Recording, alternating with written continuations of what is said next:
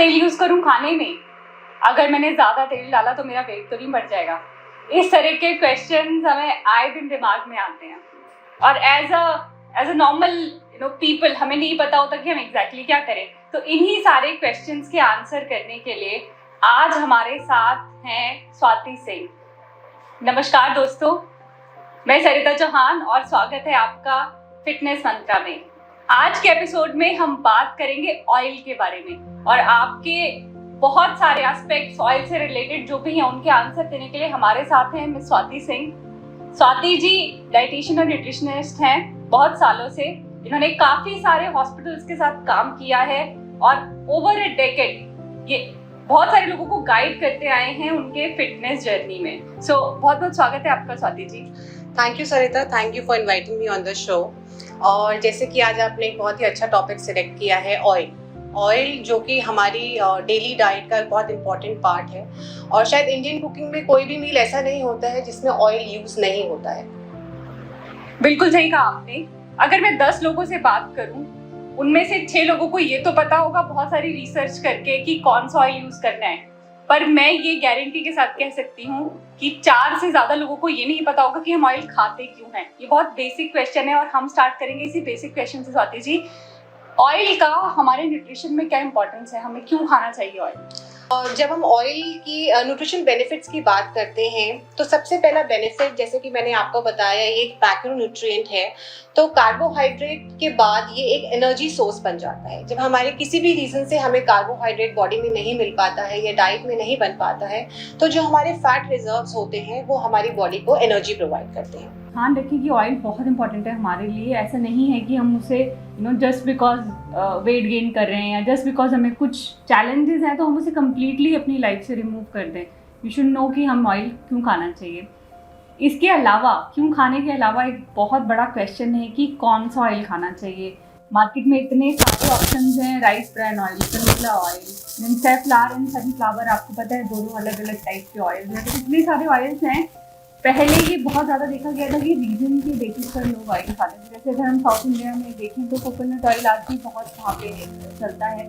ऐसे ही east India में आप देखें, वेस्ट बंगाल, उड़ीसा, यहाँ पे मस्टर्ड ऑयल बहुत ज़्यादा खाया जाता है। लेकिन मेट्रो सिटीज जहाँ पे कि मल्टी एथनिसिटी है, डिसाइड बहुत सारे वेदर को देखकर भी हम नहीं डिसाइड कर सकते कि कौन सा ऑयल खाना है यहाँ पे। तो यहाँ हम क्या चूज करें, कौन सा ऑयल बेस्ट है हमारे लिए, इसके बारे में मैं जरूर जानना चाहूँगी। कैसे चूज करें ऑयल? सो अगर हम रिफाइंड ऑयल की बात करें कि कौन सा रिफाइंड ऑयल यूज़ करना चाहिए, so I would suggest that refined oil का जो यूसेज है वो मिनिमम होना चाहिए। बिकॉज रिफाइंड ऑयल्स जो होते हैं वो केमिकली प्रोसेस्ड ऑयल होते हैं और इस एंटायर प्रोसेस में ये ऑयल जो है हाइड्रोलाइज्ड हो जाते हैं और ये ऑयल्स जो है इनकी जो न्यूट्रिशनल वैल्यू है वो ख़त्म हो जाती है।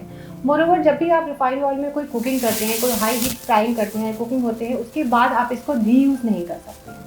सो आइडियली मैं एडवाइस करूँगी कि you should avoid using refined oils because over the period of time there have been lot of studies कि ये जो रिफाइंड ऑयल होते हैं, जो हाइड्रोलाइज्ड ऑयल होते हैं, इनसे काफ़ी सारी बीमारियाँ होने लगी हैं, जैसे डायबिटीज़ है, even they cause inflammation inside the body. तो some studies have shown that they can even cause cancer also. So you should always use coconut oil, olive oil, avocado oil. You can also use. You can use walnut oil also. You can use ghee also for your daily cooking purposes. Thank you so much ये बताने के लिए। And I think कहीं आपने extra virgin oil का भी जिक्र किया, तो एक रिफाइंड ऑयल की जगह पे हम एक्स्ट्रा वर्जिन या फिल्टर्ड ऑयल क्यों यूज़ करें, थोड़ा ये भी आप बताएं हमें। डेफिनेटली जब हम रिफाइंड ऑयल की, जैसे मैंने आपको बताया कि जब रिफाइंड के प्रोसेस से एक ऑयल गुजरता है तो उसकी न्यूट्रिशन वैल्यू ख़त्म हो जाती है। उसके अंदर जो वाइटामिन प्रेजेंट होते हैं या जो मिनरल्स प्रेजेंट होते हैं वो डिस्ट्रॉय हो जाते हैं। प्लस जो ऑयल अपनी नेचुरल एरोमा होता है और नेचुरल टेक्सचर होते हैं वो भी ऑयल का ख़त्म हो जाता है।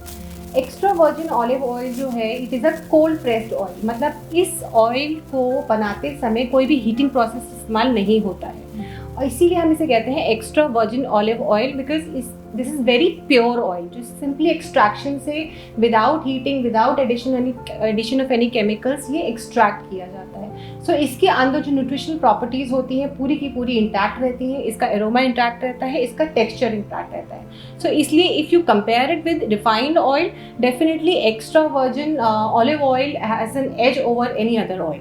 इसके अलावा इम्पॉर्टेंट है कि आप अपने ऑयल में, जैसे एक्स्ट्रा वर्जिन ऑलिव ऑयल में आपको बात बता रही हूँ, तो जितने भी कोल्ड प्रेस्ड ऑयल होते हैं या जितने भी फिल्टर्ड ऑयल होते हैं, they are more healthy and more nutritious oil as compared to the refined oil. So जब भी आप अपना ऑयल सिलेक्ट करते हैं, you should look in for कि ये एक्स्ट्रा वर्जिन है या फिर ये कोल्ड प्रेस्ड है या ये वुड प्रेस्ड ऑयल है। आजकल मार्केट में you will see that all the oils are labelled, even olive oil पे भी लेबलिंग होती है कि एक्स्ट्रा वर्जिन है या कोल्ड प्रेस्ड है। Even different categories of oil like peanut oil, groundnut oil, these are also available in the cold pressed form. So try look in for these properties in your oil while selecting कि इसका smoking आपको किस purpose से basically आपको oil चाहिए, किस तरीके की कुकिंग चाहिए। अगर आपको फ्राइंग चाहिए या आपको सॉटिंग चाहिए या आपको नॉर्मल कुकिंग चाहिए, तब आपको एक ऑयल सेलेक्ट करना होगा।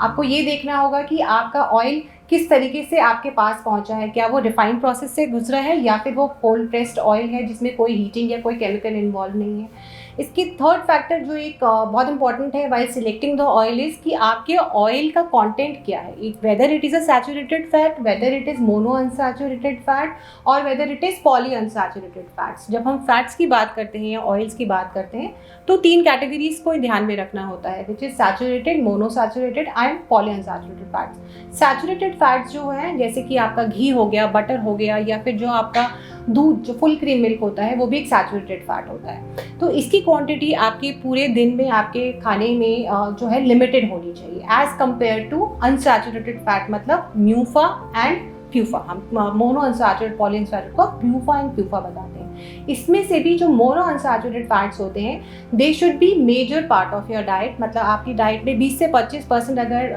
जो फैट है वो आपका म्यूफा होना चाहिए और 10 से % फैट जो है वो आपका प्यूफा होना चाहिए। म्यूफा, प्यूफा एंड सैचुरेटेड फैट थोड़े से कंफ्यूजिंग टर्म है लोगों के लिए, बट अगर आप थोड़ा सा भी एक विजिलेंट रीडर हैं, अगर आप लेबलिंग करते हैं, रीड करते हैं जब भी कोई भी प्रोडक्ट लेते हैं मार्केट से, चाहे वो पैक्ड फूड है, चाहे वो प्रोसेस्ड फूड है, चाहे वो ऑयल है, तो इन सब पे मेंशन होता है saturated fats, mono unsaturated fatty acids and PUFA also.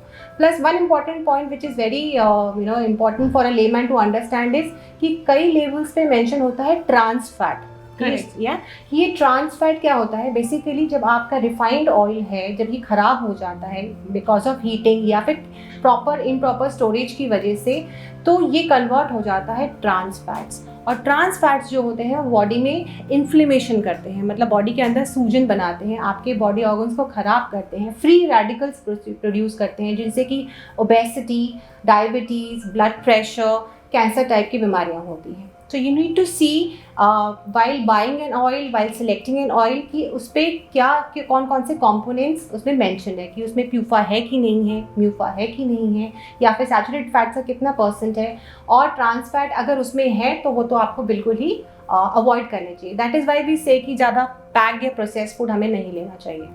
So next time अपना ऑयल सेलेक्ट करते हुए एड्स को ध्यान में ना रखें, लेबल को ध्यान से पढ़ें, और ये वीडियो आपकी बहुत हेल्प करेगा उन लेबल्स को समझने में।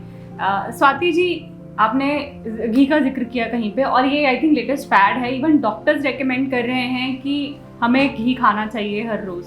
सो घी के बारे में ज़रूर बताएं हमें कि कौन सा घी खाना चाहिए और कितना घी खाना चाहिए। घी बहुत इंपॉर्टेंट कंपोनेंट है हमारी डेली डाइट का। रोटी अगर खाएं और बिना चुपड़ी रहे तो मज़ा नहीं आता है, तो घी तो डेफिनेटली आपकी डाइट को एक बहुत अच्छा फ्लेवर देता है। इसके अलावा ये आपकी डाइट को बहुत हेल्दी भी बनाता है। बट हाँ, डेफिनेटली हमें एक चीज़ ध्यान में रखनी कि कोई भी फैट, चाहे वो घी हो चाहे वो ऑयल, एक मॉडरेट क्वांटिटी में लेना चाहिए। अगर हम घी के बेनिफिट्स पे आते हैं तो घी के बहुत सारे बेनिफिट्स हैं। सबसे बड़ी तो प्रॉपर्टी घी की ये है कि वो हाई फ्राइंग के लिए बहुत आराम से यूज़ किया जा सकता है। अगर आप डीप फ्राइंग करते हैं रेगुलरली घर में या फिर ओकेजनली भी, तो आप घी का इस्तेमाल करें अगर आपको बजट का कोई इशू नहीं है। बिकॉज घी का जो टेम्परेचर है, जो स्मोकिंग पॉइंट है, जो मैंने अभी डिस्कस किया था, तो वो 400 डिग्री फ़ारेनहाइट से ऊपर होता है। इसलिए घी को आप दोबारा यूज़ भी कर सकते हैं अगर आप एक बार उसमें फ्राइंग कर चुके हैं। That's the only in fact oil which can be reused for frying purposes. इसके अलावा घी के अंदर एंटीऑक्सीडेंट प्रॉपर्टीज़ होती हैं। घी हेल्प करता है आपके फैट सॉल्युबल वाइटामिन को यूटिलाइज करने के लिए, vitamin A, D, E, K, so these are utilised well if you have ghee in your diet. Similarly ghee जो है आपके स्किन को इम्प्रूव करता है, इसकी स्किन के टेक्सचर को इम्प्रूव करता है। घी जो है आपके हेयर टेक्सचर को भी इम्प्रूव करता है। अगर आपके डाइट में ओवरऑल भी अगर ऑयल कम है या फैट कम है या फिर घी आप बिल्कुल भी नहीं ले रहे हैं, तो आपको अपने आप ही विजिबल हो जाएगा कि आपकी बॉडी में स्किन में प्रॉब्लम आनी शुरू हो जाएगी या रैशेज शुरू हो जाएंगे या फिर हेयर लॉस शुरू हो जाएगा। So ghee has a major role in your diet. Apart from this, ghee के अंदर एक एसिड होता है which is called as butyric acid. Butyric acid जो है डाइजेशन में बहुत बड़ा रोल प्ले करता है। तो अगर आपकी डाइट में रेगुलरली घी है तो आपका डाइजेशन इम्प्रूव्ड रहता है। आयुर्वेदा में तो काफ़ी डिस्कशन किया गया है घी के बारे में, जहाँ इसकी प्रॉपर्टीज़ को बहुत ज़्यादा सराहाया गया है। इसके अलावा जो है घी डायबिटीज इंडिविजुअल्स के लिए भी बहुत अच्छा माना जाता है, बिकॉज अगर आप किसी भी फूड में, किसी भी कुक्ड फूड में घी ऐड कर देते हैं तो उसका जो ग्लाइसेमिक इंडेक्स है वो कम हो जाता है।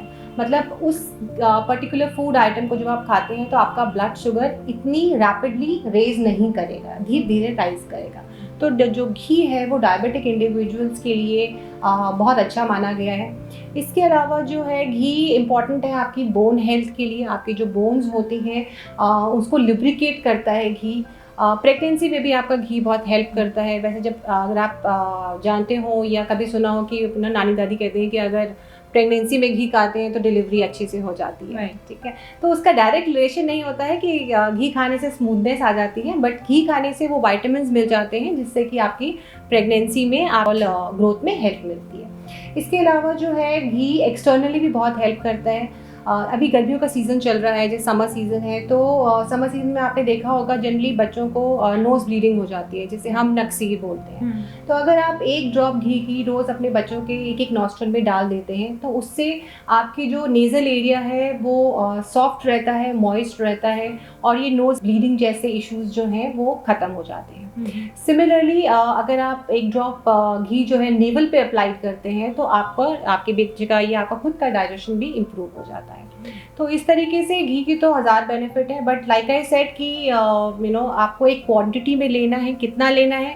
ऑन एन एवरेज आप देखा जाए तो 2 से 3 चम्मच घी आराम से ले सकते हैं, चाहे वो आप रोटी पे लगाएं, चाहे वो आप उसको पराठे पे लगाना चाहते हैं, चाहे वो आप तड़के में लगाना चाहते हैं। तो ओवरऑल कैलोरीज जो आपकी फैट से चाहिए उसमें से 2 से 3 चम्मच घी जो है आप पूरे दिन में इस्तेमाल कर सकते हैं। Very nice, I think very relevant information you just shared. हमारे जो पूर्वज थे हमेशा घी, ये जो आपने अभी छोटी छोटी बातें याद दिलाई कि हमारे नेवल पे लगाना चाहिए, नॉस्ट्रल में डालना चाहिए, ये सब चीज़ें पहले हमारी लाइफ का पार्ट हुआ करती थी, और कहीं ना कहीं आधुनिकीकरण, टेक्नोलॉजी और इतना ज़्यादा मॉडर्नाइजेशन के चक्कर में हम वो सारी चीज़ें भूल गए हैं जो हमारे लिए बहुत इंपॉर्टेंट थी। तो घी खाना बहुत ज़रूरी है। सूखी रोटी ना खाएं, अगर आपको कोई मेडिकल कंडीशन है तभी घी अवॉइड करें, otherwise ghee should be part of your everyday life.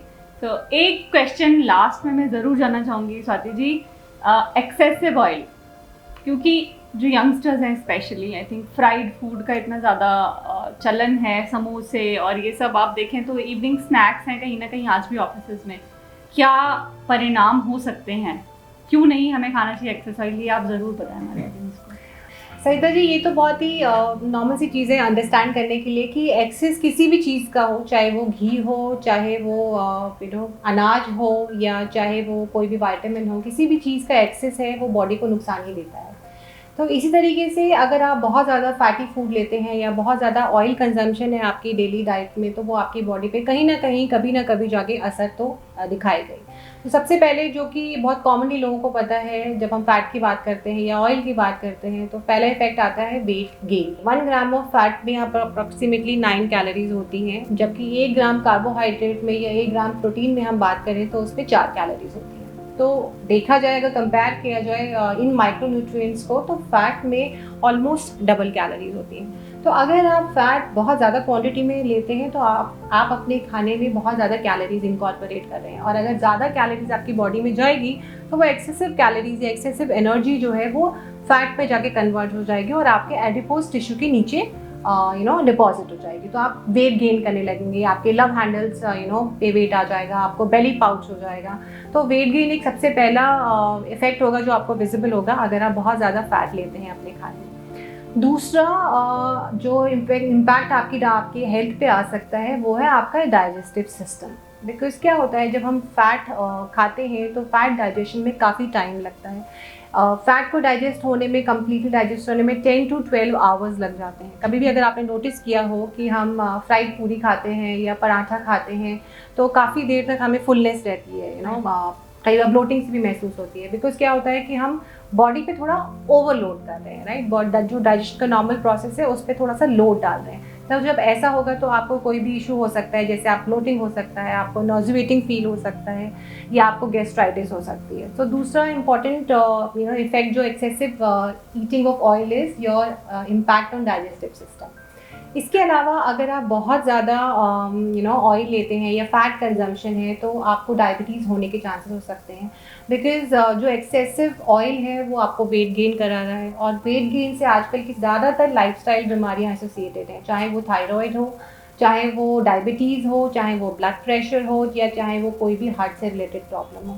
तो डायरेक्टली अगर मैं कहूँ तो ऐसा नहीं है कि आप ऑयल खाएंगे और आपको बीमारी हो जाएगी, बट हाँ इनडायरेक्टली बिकॉज आप ज़्यादा कंजम्पशन ले रहे हैं ऑयल का, आपका वेट गेन हो रहा है। वेट गेन की वजह से आपके इंसुलिन कम सेंसिटिव हो जाता है, जिसकी वजह से आपको डायबिटीज़ के इशू हो सकते हैं, आपको ब्लड प्रेशर के इशू हो सकते हैं, और आपको लाइफस्टाइल डिसऑर्डर्स हो सकते हैं।